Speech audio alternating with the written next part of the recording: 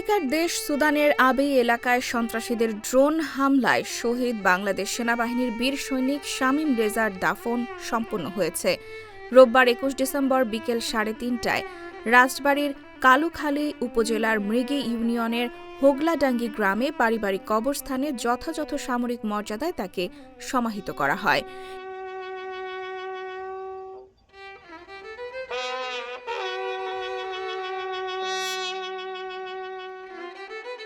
এর আগে দুপুর ১:৩০টার দিকে শহীদ বীর সৈনিক শামীম রেজার মরদেহবাহী একটি হেলিকপ্টার কালুখালী উপজেলার মিনি স্টেডিয়ামে অবতরণ করে। সেখান থেকে বাংলাদেশ সেনাবাহিনীর একটি দল মরদেহটি লাশবাহী ফ্রিজিং ভ্যানে মৃগী ইউনিয়নের হোগলাডাঙ্গি গ্রামে তার নিজ বাড়িতে নিয়ে যায়। সেখানে স্বজন ও এলাকাবাসীর দেখার জন্য প্রায় আধা ঘণ্টা মরদেহটি রাখা হয়। এরপর বাড়ির পাশে পারিবারিক গোরস্থানে নিয়ে জানাজার নামাজ শেষে যথাযথ সামরিক মর্যাদায় তাকে সমাহিত করা হয়। দাফন শেষে বাংলাদেশ সেনাবাহিনী ও উপজেলা প্রশাসনের পক্ষ থেকে কবরে শ্রদ্ধা নিবেদন করা হয়।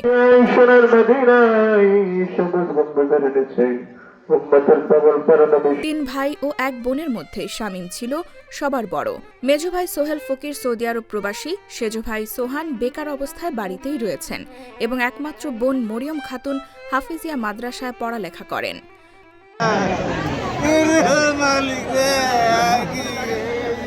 খেলা তো মালিকেরই, তোমার আবার খেলা।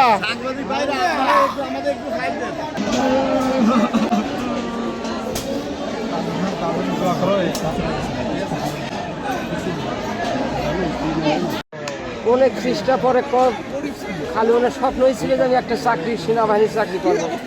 আল্লাহ ওনার মিলেছিল, কিন্তু তার সংসারে এখন বেহাল দশা।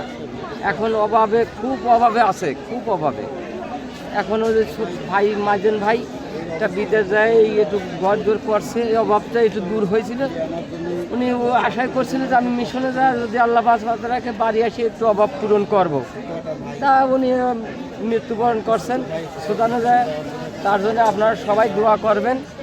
আর হলো তার ছোট ভাইয়ের জন্য একটা চাকরির ব্যবস্থা যদি সরকার করে, এইটাই আমাদের আবেদন। জাতির জন্য সে জীবন দান করছে, এটা তার মৃত্যুকে আমরা শহীদ মৃত্যু হিসাবে আমরা গণ্য করি। অতএব আমরা আল্লাহর কাছে দোয়া করি যেন সে জান্নাতুল ফেরদাউস নসিব করেন। উল্লেখ্য, গত ১৩ ডিসেম্বর সুদানের আবেই এলাকায় জাতিসংঘ শান্তিরক্ষা মিশনের আওতাধীন কাদুগলি লজিস্টিক বেইজে বিচ্ছিন্নতাবাদী সশস্ত্র গোষ্ঠী কর্তৃক ড্রোন হামলা চালায়। এ সময় দায়িত্বে থাকা ৬ জন বাংলাদেশ সেনাবাহিনীর শান্তিরক্ষী নিহত হন। এছাড়া ওই ড্রোন হামলায় আহত হন আরও ৯ জন শান্তিরক্ষী।